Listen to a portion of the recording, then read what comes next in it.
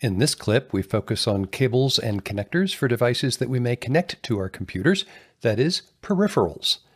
Now, the types of cables and connectors we'll explore here include USB and its multiple variations, Thunderbolt, audio and video connections, and a couple of older types not in use anymore but that still appear on the exam outline, namely Lightning and Firewire. But before going any further, we should probably define what a peripheral is. So basically, it's any hardware component that hooks up to a computer to add some useful feature. Mice, printers, thumb drives, virtual reality headsets, those are all peripherals. They live outside of the main computer box and connect by means of either wireless or wired links. We'll be focusing on wired connections here.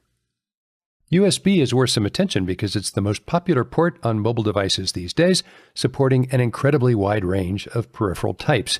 USB connections have both a version and a type. The version is a numerical value with a single decimal place, such as 3.1, and it defines the signaling specification and the data rate. The USB type has to do with the physical shape and size of the connectors and plugs and the electrical aspects of the connection. There is not a one-to-one correspondence between USB versions and types, and many different combinations are possible. By the way, you won't see a USB device that looks like the one in the photo. That is an X-ray. Let's go over the versions of USB that are in use at the present time. This includes 2.0, 3.0, 3.1, 3.2, 4.0, and, confusingly, USB 4 version 2.0. Categorizing the versions by speed and the year they were adopted. USB 2 arrived in 2001 and topped out at 480 megabits per second. USB 3.0 was a big jump forward to 5 gigabits per second in the superspeed variant and arrived in 2010. The superspeed version of USB 3.1 in 2013 attained a 10 gigabit per second top speed, and 2017 saw the arrival of 20 gigabit per second speeds when implemented with a Type-C connector. In 2019, USB 4.0, which you may see as simply USB 4, provided for up to 40 gigabits per second on a Type-C connector. USB 4 is based on the Thunderbolt 3 specification.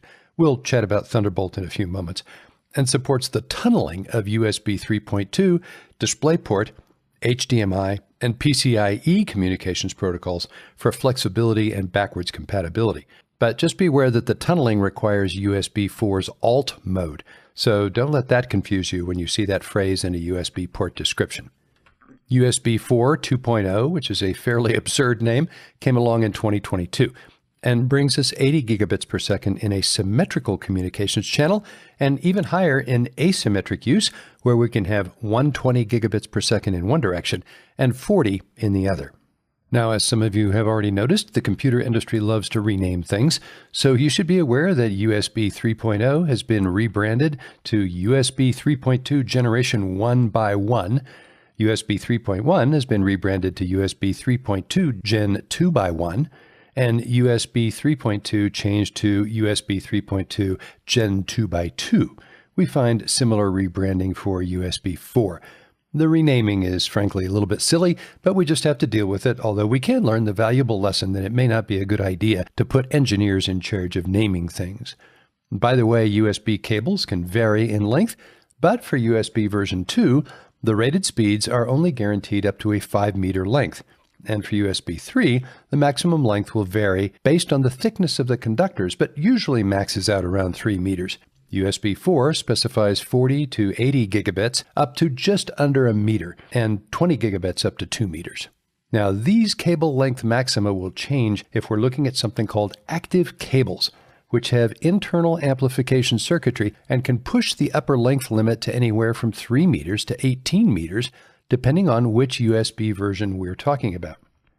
Another option to stretch your distances is to use a device called a USB repeater in combination with regular passive cables.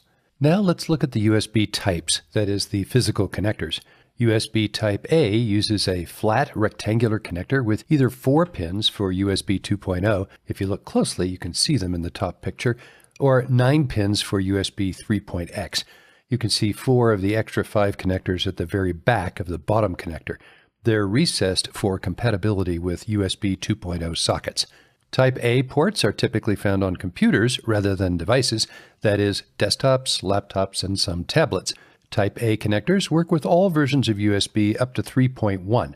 The 3.x connectors are usually blue, indicating super speed, the nickname for 5 gigabits per second, or super speed plus at 10 gigabits per second.